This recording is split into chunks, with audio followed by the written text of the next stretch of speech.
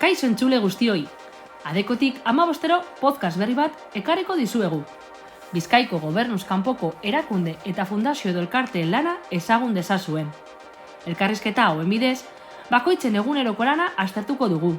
Zenolako laguntza prestatzen duten eta antolatzen dituzten ekintzak jakingo ditugu.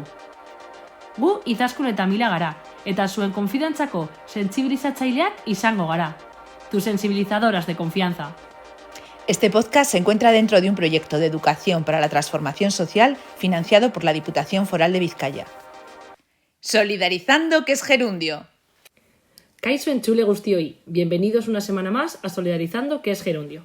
En esta ocasión traeremos un programa muy especial, ya que vamos a aprovechar que tenemos aquí en Bilbao la visita de las compañeras salvadoreñas del Servicio Social Pasionista, nuestra contraparte en El Salvador, para que nos hablen un poco más ampliamente del trabajo que hacen allí en terreno. Ya tuvimos la oportunidad de tener un programa solamente sobre el centro y nos explicaron todo el trabajo que hacen, pero hoy, en concreto, con Carla Guidos, que es la directora del programa de empleo del Centro del Servicio Social Pasionista, nos va a hablar del empleo del programa que se centra en concreto en el tema de mujeres y cómo hacen estas capacitaciones para el empleo para ellas y, bueno, otras muchas cosas más que les ayudan en su día a día, en su situación en El Salvador. Buenos días, Carla. Buenos días, Muchas Isas. gracias, compañera, por este rato, porque dentro de toda esta vorágine semanal que tenemos de reuniones, trabajo, etcétera, hemos sacado este ratito para que nos cuentes y dar valor a este trabajo que hacéis aquí en El Salvador. Muchísimas gracias, Isa, por la presentación y también por el acompañamiento y también por ese recibimiento que nos han dado desde ADECO, realmente como Servicio Social Pasionista y desde el Programa de Formación y Empleo.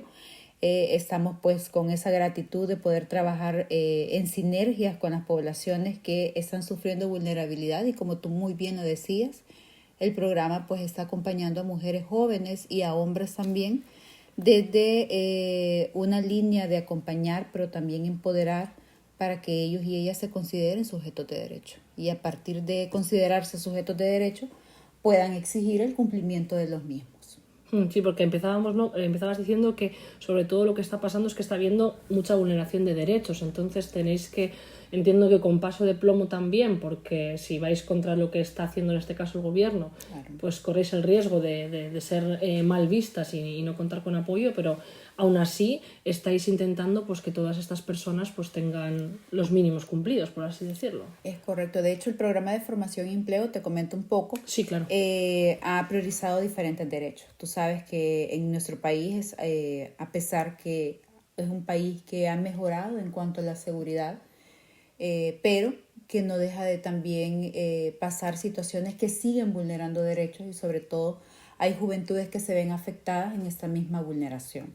Por ejemplo, hay datos preocupantes en nuestro país en donde todavía las brechas, por ejemplo, salariales en mujeres no son las mismas que los hombres. En el último estudio que se hizo, se identificaba que tenemos un 25% superior la brecha salarial de hombres que de mujeres. También otro dato que es muy importante resaltar y que miraban era que de 100 jóvenes desempleados en nuestro país, fíjate que 57 son mujeres las que están sufriendo este desempleo. Entonces, y ya no digamos también las tareas del cuidado. Claro. Por ejemplo, si identificamos que el 14% de mujeres tienen más cuidados no remunerados que los hombres. O sea, que se miraba que el 67% de mujeres tienen un trabajo que no es remunerado. O sea, siendo encima ellas las que más cuidan, dentro de ser más, encima son las que peor salen en ese cuidado. Y exactamente, y no es remunerado. Entonces sí también es bien compleja la situación que vivimos las mujeres en nuestro país. Entonces a partir de este contexto sí valoramos y desde el programa de formación y empleo priorizamos diferentes derechos, los cuales el derecho a la educación. Sabemos que sin educación las mujeres no pueden acceder a espacios claro, de trabajo con mayor remuneración. También priorizamos el derecho al empleo decente, porque ahí garantizamos que las mujeres puedan tener, por ejemplo, todo el servicio social o todos los servicios de seguridad social, las prestaciones de ley. Y también priorizamos el derecho a ambientes laborales libres de violencia o a la no discriminación. Entonces claro, sí valoramos que a partir de esos 3 derechos le damos vida al programa y acompañamos a juventudes a formar o a construir proyectos de vida desde una perspectiva de género. ¿Y por qué género? Porque vivimos en un país muy conservador, en un país que todavía, y de hecho ha tenido un gran retroceso en estos últimos años. Fíjate que, por ejemplo, este año tuvimos desde la Asamblea Legislativa, se solicita al Ministerio de Educación a retirar todos los libros que tuvieran que ver con toda la línea de género o la prevención de violencia de género. Borrarlo directamente. Borrarlo directamente. Y toda la línea de educación integral de la sexualidad. Con lo que os habría costado posicionar eso, claro. Exactamente. Entonces ya habíamos tenido avances muy significativos en nuestro país y que ahora, por ejemplo, se nos limite o que limiten algo tan fundamental, porque son derechos fundamentales, sí. que no puedas tener acceso a una educación integral de la sexualidad que tiene que ver con el cuidado, la prevención de violencia sexual, los hábitos, toda la línea de desarrollo personal, que hoy las mujeres no lo están teniendo. De hecho, por ejemplo, UNFA saca en los mapas de riesgo de embarazos en adolescentes, identificamos que ha habido un alza de embarazos en mujeres adolescentes en nuestro país. Entonces, a partir de todo esto, desde el programa de formación y empleo, a través del área de educación integral, acompañamos proyectos de vida a personas jóvenes y el objetivo de esos proyectos de vida es fortalecer el desarrollo personal de las juventudes, la autonomía, el que ellos puedan acceder a una formación en donde les empodere en cuanto a sus derechos sexuales y reproductivos, en cuanto a los derechos laborales también, que evidencien cuáles son las múltiples vulneraciones a derechos que ellos pueden enfrentar en esta sociedad. Claro, que los sepan reconocer, ¿no? Para poder Exactamente. atajarlos. Entonces sí es bien importante, no puedes empoderar, y algo que siempre decimos, no puedes empoderar, sino también comienzas a sanar esas historias de vida, claro, que han sido víctimas de diferentes o de múltiples vulneraciones a derechos. Entonces es ahí en donde el proyecto de vida es fundamental, pero también es fundamental porque se brinda una atención psicosocial y hay un equipo multidisciplinario acompañándolas y fortaleciendo esos factores de protección. Claro, porque estas mujeres que llegan al servicio, no sé cómo es el contacto o cómo se pueden acercar a este programa de empleo. Claro, no es como una persona aquí que nos podemos imaginar que ha terminado sus estudios y entonces quieren cursar algo para un empleo. No, viene con una mochila detrás y con un bagaje que hay que saber que hay que trabajar desde esa base. Y igual hay que ir hacia atrás para poderla preparar, entre comillas, para poder después formarse, claro. Justamente, y de hecho, fíjate que por eso nos centramos primero en el proyecto de vida, porque al final queremos que las juventudes sepan cuáles son sus necesidades reales y cuáles son sus intereses, porque no podemos caer en ese sistema adultocentrista en donde digamos, es que esto es lo que necesitas. Claro. O sea, al final nosotros les abrimos esa oportunidad de que ellos puedan conocer y que ellos puedan identificar cuáles son realmente sus intereses y a partir de sus intereses ellos digan, bueno, voy a acceder a un empleo, voy a acceder a educación superior, voy a acceder a una iniciativa de emprendimiento o también sigo en un proceso de atención ya más psicosocial, más personalizada porque hay muchas heridas que tengo que sanar. Primero estar yo bien, ¿no? Porque si no... Exactamente, entonces contamos con, como te decía, con ese equipo multidisciplinario. Y, por ejemplo, uno de los grandes logros que hemos identificado como programa es que hemos incorporado a mujeres en empleos decentes, hemos identificado que mujeres al cerrar su proceso se han incorporado al sistema educativo formal o se incorporan también a seguir trabajando su salud mental. Entonces el programa en sí o el área de educación integral acompaña esa línea de proyectos, pero también fíjate que estamos innovando en otras líneas, que por ejemplo estamos innovando en toda la línea de masculinidades.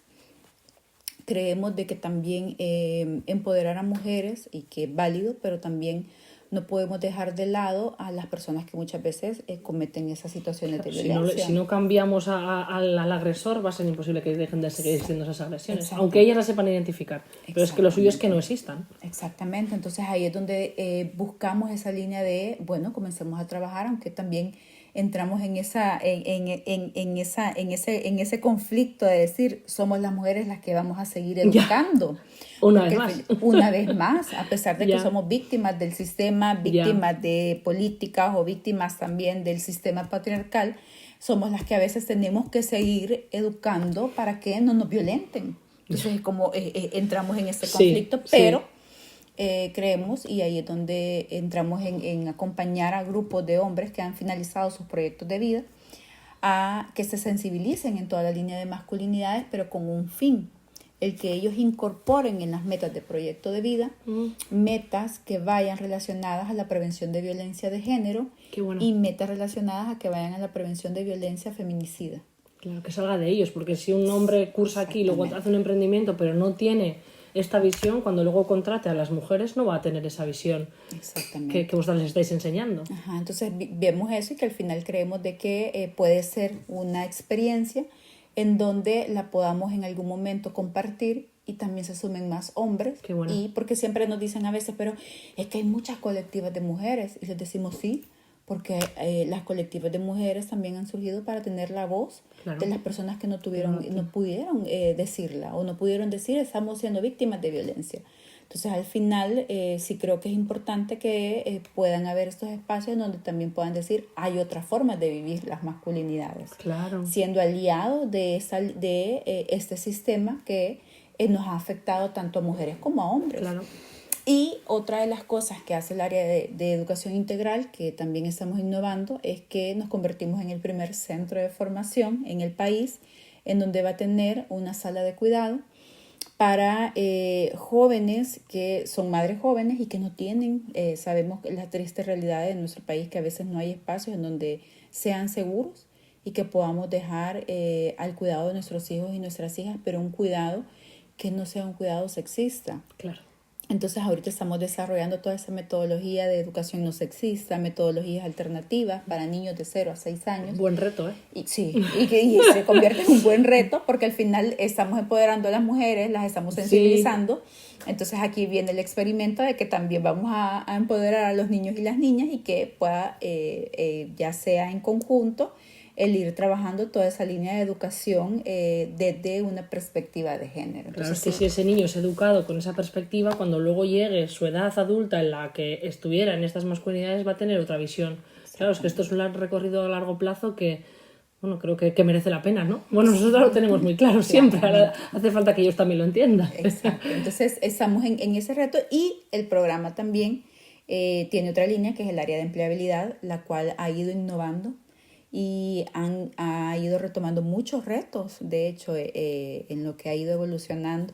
Y, por ejemplo, ya no se centra solo en el hecho de inserción laboral, sino que ha ido evolucionando en la inserción laboral, pero, por ejemplo, el área de empleabilidad ha sido la pionera en el país de incorporar, por ejemplo, a las primeras mujeres montacarguistas en El Salvador. De hecho, nosotros acompañamos esta iniciativa que nos buscan como centro de formación. Nosotros les apoyamos en toda la línea de proyecto de vida, a empoderar a estas mujeres, a acompañarlas, a liderar toda la línea de fortalecimiento personal.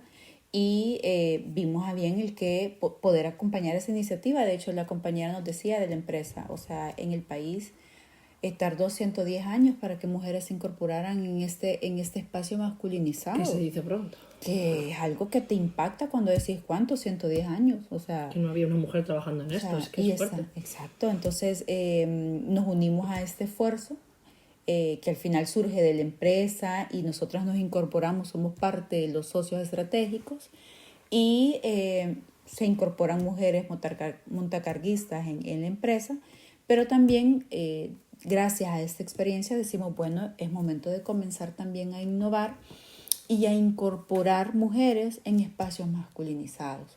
Entonces vemos cuáles son como los cursos. Por ejemplo, hay mujeres ya que se incorporan a espacios de ferreterías. Por ejemplo, también comenzamos a ver que una de las poblaciones también que están siendo afectadas en nuestro país es toda la línea de la comunidad LGBTIQ+.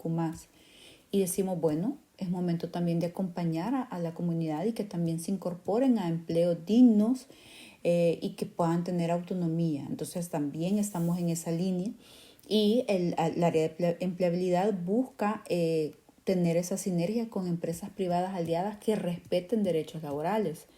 Pero esto ha sido un largo camino. Claro, que esto O sea, llevaréis años con ello y os quedarán otros tantos, claro. desde el 2015 estamos con esa línea y te soy bien honesta, cada año revisamos la estrategia y cada año decimos en qué cosas podríamos haber mejorado más o qué cosas podemos retomar. Y también nos hemos dado la oportunidad de decir, con esa empresa no vamos a trabajar porque está vulnerando derechos laborales. Entonces, ha sido algo que ha ido innovando y que el área de empleabilidad lleva esa bandera de innovación, y de hecho algo que también ha sido sumamente importante y que me ha llamado la atención ahora que estoy aquí en España, es que, por ejemplo, aquí hay una normativa que regula a las empresas privadas a que cuenten con planes de igualdad. Sí. En nuestro país no hay. Nosotros no contamos con un código de trabajo que le exija a las empresas privadas a tener planes de igualdad. Y Luego está quien lo respete, quien no, pero existe. Exactamente, Sí. pero ya al menos ya hay un avance de que cuenten con una normativa. Que a veces igual os podría servir en ese sentido, ¿no? Cuando igual vais contra esta corriente, pues mira que me estoy agarrando a la ley, que no es porque a mí, Carla, me apetece hacerlo, ¿no? Exactamente, entonces al final, en el 2022 en nuestro país se logra ratificar el convenio 190 de la OIT que trabaja ambientes laborales libres de violencia y acoso sexual. Y es ahí donde con Jacqueline, que es la coordinadora de empleabilidad, decimos, bueno, aventurémonos y construyamos este diplomado que se convierte en el primer diplomado de ambientes laborales libres de violencia. Qué bueno. Con empresas privadas. Entonces decimos, bueno, entonces es momento de comenzar a ver desde los espacios laborales, si estamos empoderando a jóvenes, si estamos diciéndoles de que pueden haber ambientes libres de que violencia. Que luego los encuentran de verdad cuando lleguen. Y que cuando se enfrenten a estos espacios también ellos puedan tener esa voz de decir, aquí me están vulnerando. O que el programa diga, te referimos a una empresa en donde está cumpliéndote derechos laborales. ¿Y qué tal se ha recibido esto en las empresas? Porque claro, a veces esto es una pérdida de privilegios según para quién y entonces igual no se recibe. No te voy a mentir, ha sido complejo. Pero ya tenemos 2 ediciones del diplomado de ambientes laborales libres de violencia, y sumado a esto logramos que una universidad acredite el diplomado. Entonces eso ha sido un logro en donde se lo vendemos a las empresas o literalmente se lo vendemos en el hecho de... Mira qué bien está esto, hazlo, por favor. Usted quiere una cultura organizacional, claro, libre de violencia, que permita, por ejemplo, que baje, por ejemplo, toda la línea de que hay mucho movimiento, o que, por ejemplo, hay mucho índice de rotación. Sí, que esto además a la larga les va a beneficiar, porque, o sea, de primera es como romper con lo que tienen ya establecido y hacer un cambio, pero a la larga, lo que dices, la gente va a estar a gusto, se va a quedar y cada vez, o sea, eso está demostrado por todas maneras, que si hay un ambiente laboral saludable y sano, la gente rinde más, trabaja mejor y estamos a gusto. Y justamente eso es lo que les decimos. Entonces, al final, la empresa, las personas responsables de talento humano, lo que sí buscamos es que sean jefaturas o personas que estén a mandos medios y que también tengan acceso a tener toma de decisiones, porque al final lo que buscamos con este diplomado es que ellos hagan un diagnóstico, que identifiquen cuáles son las prácticas sexistas en su empresa privada y a partir de eso logren un plan de igualdad. A partir de sus necesidades, porque de nada me sirve contratar una consultora que construye el plan de igualdad sin saber la necesidad de su empresa. Entonces no hay mejor cosa que al final lo haga una persona que esté adentro de la empresa privada y puede identificar como cuáles son esos factores de riesgo y convertirlos en acciones que vayan para la prevención de violencia de género en espacios laborales. A la fecha contamos con 12 planes de igualdad en empresas privadas, y fíjate que este año se incorporaron 2 universidades privadas, porque algo que también identificamos con Jacqueline es que no vamos a cambiar el sistema, sino y comenzamos a incluir, por ejemplo, en universidades y en currículas formales de nuestro país, temas que vayan relacionados a género, prevención de violencia, educación no sexista, y valoramos que también esta iniciativa puede ser un paso a que universidades vayan incorporando planes de igualdad, claro, en sus espacios universitarios y que puedan ir generando acciones en pro a las juventudes. Entonces ahorita estamos en esa línea, queremos hacer esa sistematización, estamos dándole seguimiento a planes de igualdad, pero que creemos que esto es un proceso.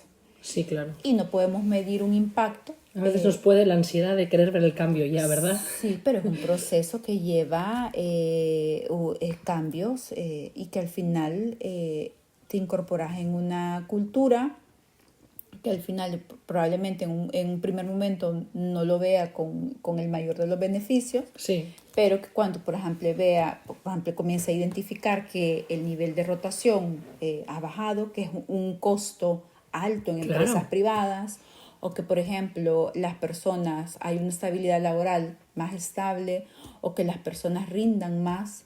O sea, ahí es donde los empresarios van a ver que eso sí está funcionando. Entonces estamos con esa iniciativa, pero también queremos hacer una comunidad de aprendizaje y qué bueno que tengamos este espacio, porque lo que buscamos es que en esta comunidad de aprendizaje se incorporen estas empresas ya sensibilizadas y puedan tener ese intercambio con otras empresas a nivel internacional. De claro. hecho, nosotros estudiábamos cuando hicimos este diplomado y mirábamos que a nivel internacional, a nivel centroamericano, somos el único país que está implementando planes de igualdad de género. A nivel ya internacional está México, Uruguay, Argentina, España, que son pioneros de trabajar todos esos planes de igualdad en empresas privadas. Entonces decíamos, bueno, como país centroamericano podemos incorporarnos o tener esas sinergias con otros países que nos puedan decir cómo han sido sus experiencias, Claro. y decir como país lo estamos haciendo así también y nos están dando estas alternativas y esperamos que en algún momento esa comunidad sea el sujeto político que le exija al mismo Ministerio de Trabajo Sí. decirles, miren, incorporen este tipo de políticas en el Código de Trabajo que no está regulado por la ley. Entonces, pero insisto, es un proceso, es un sueño. Así como fue un sueño la sala de cuidados, fue un sueño también el diplomado y lo estamos haciendo y espero que en algún momento, en unos años, se diga, Isa, lo cumplimos, ya Seguro, está. no lo dudo. Ya o sea, está sois en El Salvador. supertrabajadoras y por algo sois referentes en el país. O sea, Sí, eso se gana con trabajo, está claro, y con resultados. Claro. Que hay que invertir y ver que son a la larga, pero que cuando los obtenéis os avalan. Sí, entonces, y es así como trabaja el área de educación y el área de derechos laborales, que la pandemia la deja. Siempre digo yo, la pandemia nos dejó el área de derechos laborales, porque tú sabes que a nivel mundial las juventudes enfrentaron muchas vulneraciones a derechos laborales y fueron las más afectadas en la pandemia. Las que se les suspendieron sus contratos, las que sufren la no indemnización, las que fueron las primeras a las que literalmente se ven con esta línea del desempleo, y el país no fue, o sea, el país también sufre este tipo de situaciones. Y en el país mirábamos que hay muchos observatorios, pero no había uno exclusivo para juventudes y para mujeres. Y fíjate que comenzamos con toda esa línea de la estrategia y ha sido un proceso de reingeniería año con año, pero ya logramos ahora que se convierte en un área de derechos laborales, y a partir de esta área es educar en derechos laborales, dar asistencia y acompañamiento, pero también dar investigación. Claro. En el país hemos tenido un amplio retroceso en el acceso a la información y en datos oficiales que nos permita a las organizaciones de sociedad civil hacer una contraloría en identificar si están siendo funcionales estas leyes. Entonces es ahí en donde hay un equipo jurídico que acompaña toda la línea de derechos laborales a jóvenes. De hecho, una de las experiencias que te puedo contar, que en esta visita tú has presenciado, en donde hemos identificado jóvenes que cuando van a una entrevista de trabajo o a una inserción laboral y en el mismo momento identifican que esa es una vulneración a sus derechos laborales, ellos denuncian a la empresa y dejan de estar en la empresa. Entonces ya la denuncian y es ahí donde el equipo jurídico acompaña, asesora y buscamos que ellos puedan identificar esas rutas de la denuncia. También el área de derechos laborales está haciendo toda la línea de investigación y fíjate que actualmente contamos con 2 informes de vulneración a derechos laborales de personas jóvenes. A pesar que atendemos mujeres y hombres, hay un dato muy interesante, y es que en el transcurso del acompañamiento hemos identificado o sistematizado al menos 35 casos de vulneración a derechos laborales, pero lo más interesante es esto, y es que de los 35 casos, 30 son mujeres y 5 son hombres. Para sorpresa de nadie. Exactamente. Pero todavía viene lo más interesante y que nos preocupa. Y es que de los 35, 3 hombres sí activaron rutas, o 4 hombres activaron rutas de denuncia. O sea, dicen, Sí. nos vamos al ministerio o nos vamos a Sí. la cuestión judicial. Y solo 5 mujeres de 30. De esas 30, Exactamente. que aquí entra pues todo lo que hemos hablado al principio, ¿no? Esa capacidad de estar empoderadas, de decir, pues yo puedo ir contra esto, el sistema me lo va a responder, no me va a dejar sola frente a este problema. Yo claro. Ajá, entonces decimos, no, ¿qué está pasando? Porque las mujeres no están activando este sistema, y es ahí donde viene la otra investigación que estamos haciendo actualmente, y es estamos investigando cuáles son los factores que inciden a la no denuncia de vulneración a derechos laborales, con énfasis en mujeres. Sí. Porque si estamos identificando más situaciones en mujeres y no están activando, entonces, ¿qué pasa para que no lleguen a dar ese paso? Exactamente. Entonces, ¿qué es lo que pasa? Bueno, que nos están diciendo, desconfiamos en el sistema. Claro. O sea, el sistema es muy burocrático. Es un sistema que se alarga demasiado y yo voy a perder mi empleo. Claro. Entonces yo soy madre soltera, y que al final soy la persona que lidera la economía en mi hogar. No tengo otros recursos. Entonces al final también aquí viene toda la línea de violencia económica que también sufren las mujeres. Entonces no solo es la vulneración, claro, a tu derecho laboral, probablemente son vulneraciones a derechos laborales con énfasis en acoso sexual o acoso laboral, pero también hay una violencia que es otra más que se le suma a esa línea. Entonces es bien compleja, y es ahí donde nosotros también buscamos el acompañamiento a esta población. Entonces eso es lo que hacemos como programa. ¿Casi nada? A nivel global. Sí, actualmente de hecho hay 14 personas las que estamos acompañando. En sí, área. Estamos acompañando. Hay un equipo de trabajadores sociales, educadores, psicólogas, también toda la línea de especialistas en la línea de monitoreo y evaluación. O sea, es un equipo multidisciplinario que está comprometido, porque otra de las cosas que también somos conscientes es que si no hay un compromiso a acompañar y a empoderar, es poco lo que vamos a hacer. Ya, que eso es una cosa que es un camino largo y tenéis que estar ahora, durante y después. Exacto, y también otro de los compromisos como Servicio Social Pasionista es que somos personas acompañando a personas. Qué bonito, ya. Me encanta. Entonces, ¿qué pasa? De que también estas personas nos vemos afectadas en estas realidades. Claro.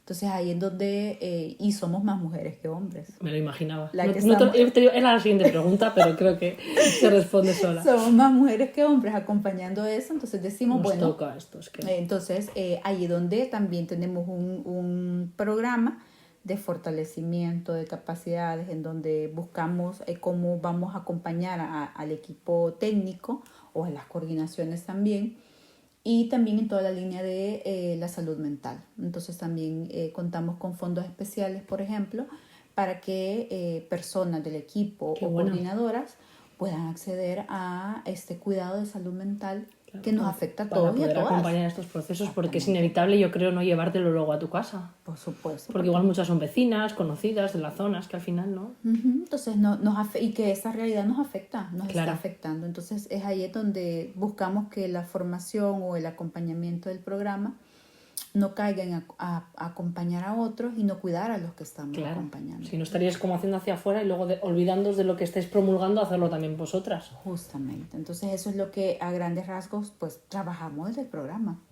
Pues creo que ha quedado todo súper completo, es una gran labor la que hacéis, y creo que durante toda la entrevista has respondido a estas preguntas que solemos hacer al final, pero bueno, por hacer un pequeño resumen, siempre solemos preguntar en los programas cuando terminamos, sería en qué o cómo mejora el mundo, en este caso el país, El Salvador, gracias a este trabajo que estáis haciendo desde el Centro del Servicio Social Pasionista.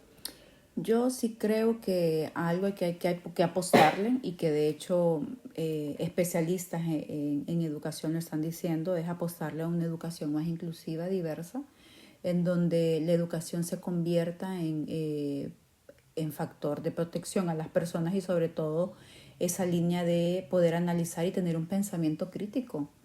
porque al final nos estamos topando con una situación en donde cuando le preguntas al joven, por ejemplo, qué quiere ser cuando sea grande, que te diga TikToker o YouTuber, a mí me preocupa. Y tanto. O sea, Y tanto. ¿qué cultura estamos, Ya. cuál la cultura nos Pues la está del dinero comiendo? fácil, la de la fama, la de... Sí. Pero también si nos ponemos a pensar cuántos han Claro, de cuántos hacen eso, pero claro, la gente, eso, que tiene esa cultura de esforzarse, de conseguir las cosas. Exactamente. Entonces, otra de las líneas, creo que es importante toda la línea de proyecto de vida. No se nos enseña a construir metas a corto, mediano o largo plazo, pero que lo tengas claro. Y de hecho, hasta personalmente te cuento que cuando empecé en este proceso dije, si yo estoy enseñando proyecto de vida, como yo adulta no tengo un proyecto de vida. Vaya. Entonces fue como, no, yo tengo que hacer mi proyecto de Qué vida. buena. Y donde también me permite a mí ir identificando cómo puedo ir innovando, pero también ver que al final este proyecto de vida te permite tener esa visión a largo plazo. Uh-huh. Y que esa visión a largo plazo tengas que también tener un mapa de recursos, una red de apoyo, o el que digas, esto lo voy a lograr a cierto momento, pero para llegar a este punto, yo tengo que hacer esto y esto. Entonces, cuando acabemos me ayudas a hacer el mío. Entonces también es importante eso. Y lo otro es toda la línea de la prevención de violencia de género. Claro, eso será súper importante allí. O sea, la naturalización de la violencia es constante a nivel mundial. Entonces también sí creo que es importante el ir fomentando estos espacios formativos en donde promuevan la prevención de violencia de género y no retroceder como hemos retrocedido en nuestro país. De eliminar temas tan fundamentales en el sistema educativo formal y que el ser conservadores o el meter a la iglesia muchas veces, porque también pasa estos valores tan conservadores que al final nos dejamos de pensar en los derechos fundamentales de las personas. Y lo otro, pues políticas inclusivas en la línea de empleo y sobre todo esa línea de Contraloría Social y el acceso a la información que también como país está siendo muy afectado. Entonces, o políticas de seguridad que no tengan que ver con que no contes con derechos. Claro, o sea, es que claro, también es que algo todo por el todo no puede ser, sí. Exactamente. Entonces, creo que es eso como país o como servicio social pasionista es lo que estamos implementando y de hecho nos casamos con este lema y es que decimos una persona empoderada es una generación transformada. Entonces, una persona puede ser impactada y con una, muchas veces decimos con una ya hicimos mucho. Sí. Entonces, no nos casamos con multitud o con cantidad, sino que nuestro lema es acompañar desde la calidad, desde el amor, desde la justicia y desde esa corresponsabilidad que debe de tener todo ciudadano y ciudadana. Qué bueno. ¿Y qué le pediríais a las instituciones o a la ciudadanía para que vaya de la mano con este proyecto que tenéis, para que ayude a impulsarlo? Bueno, al Estado. Que se pueda decir finamente y no nos quiten el programa. Que nos dejen volver al país. Que nos dejen volver al país. No, yo creo que es importante el escuchar a las juventudes, escuchar, hacer mesas en donde pueda escuchar a las organizaciones de sociedad civil que tenemos experiencia y que los años nos han dado la experiencia en acompañar en estos temas. O sea, no lo estamos haciendo desde un escritorio. Claro. Lo estamos haciendo desde acompañar a las juventudes y de ver vidas transformadas, de ver personas que creían de que no lo iban a lograr o que tenían intentos suicidas, en decir, yo volví a vivir porque se me dio la oportunidad, porque creyeron en mí, porque tuve esa oportunidad, porque nunca se me enseñó que había esta otra línea en donde podía triunfar. Entonces yo creo que sí es importante que desde el Estado puedan contar con o conocer este tipo de experiencias. Yo sí creo que la violencia o medidas represivas o autoritarias no son la solución. Yo creo que también hay que comenzar a generar estos programas que apoyan la prevención de violencia, pero también el empoderamiento. No vamos a tener jóvenes analíticos con pensamientos críticos si no le damos las herramientas necesarias. Entonces, Claro. si no las estás dando, pues entonces no vamos a tener Claro. personas que puedan tener esa capacidad de decir, es que nos están vulnerando derechos laborales, ¿ya? O en esta empresa a mí me están vulnerando derechos. Entonces sí creo que es importante eso. Como organizaciones también creo que es importante que podamos ir compartiendo estas metodologías también y generando esas sinergias. Yo creo que sí es importante el evitar ese celo de trabajo, sino que más Sí, bien, todo lo contrario. porque es mi metodología, yo no me caso con eso. Al final, un día me dijo mi jefe, si tu metodología es replicada, es porque tu metodología está dando muy buenos resultados. Entonces, al final sí creemos que como programa, y por eso nos agrada el compartir esas experiencias, porque al final si la metodología se puede adaptar en diferentes líneas, pues que se adapte y que podamos... Sí, que por suerte o por desgracia el trabajo no se va a acabar, porque como hay tanto que hacer, cuantos más, entre comillas, minispas haya, pues más fácil, si eso se va a ver revertido en la sociedad para un futuro. Exactamente, y al final aquí los únicos beneficiarios van a ser los jóvenes. Entonces sí, al los final, jóvenes, si los jóvenes, si llegamos al impacto por más organizaciones, Mejor. pues bienvenido a ser. Claro. Y que sean ellas también las que puedan apoyar a las juventudes, a la niñez, a mujeres, que al final es lo que necesitan. Entonces yo creo que sí es importante ese trabajo colectivo, esas sinergias, pero también el que se escuchen a esas organizaciones que hemos ido trabajando, y lo otro es a no callar. Porque también la cultura del no silencio no es la más sana. Yeah. O sea, no podemos quedarnos callados. Ya vivimos una historia en donde tuvimos que... se silenciaron muchas vidas. Entonces no podemos retroceder. Creo que hay una memoria histórica que no podemos olvidar y no podemos volver a lo mismo, sino que aquí es donde nos convertimos en las voces y de seguir luchando y de seguir transformando vidas. Pues infinitas gracias por compartir esta labor tan grande que hacéis, y sobre todo gracias por seguir haciéndola, por seguir adelante y por superar todos esos obstáculos que tenéis en el camino, pero que estáis viendo con resultado, que da sus frutos y que sigáis con ello muchos años más. No, y gracias a ti también por el espacio, pero también porque ustedes son es esa pieza fundamental que acompaña el servicio social pasionista, y que al final somos hermanas de trabajo, pero también Sí. de esos sueños que al final, Sí. que esos sueños a veces se construyen y que cuando los vemos ya realizados, ambas hemos trabajado y que se han hecho efectivos, y que al final es eso, la esperanza que no podemos perder y que seguimos construyendo y que seguimos trabajando en conjunto. Así que gracias a ustedes también por la oportunidad, y que pudimos hacer el espacio, Sí. a pesar que la gente era ocupadísima, lo pudimos hacer, y que qué bueno que quede este podcast y que se conozca esta experiencia, y pues que sigamos trabajando en conjunto.